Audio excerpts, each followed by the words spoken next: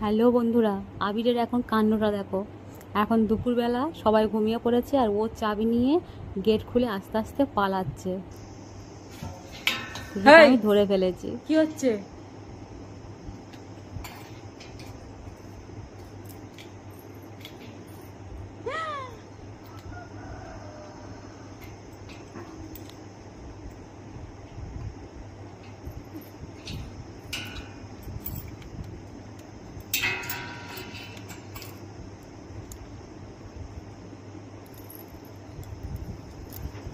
এত বারণ করছি তবু শুনছে না। দেখো কেন গেটটা খুলে আসতে কেন যাচ্ছে, দেখেছো?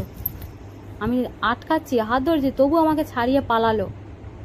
তো এখন গিয়ে ধরে এনেছে।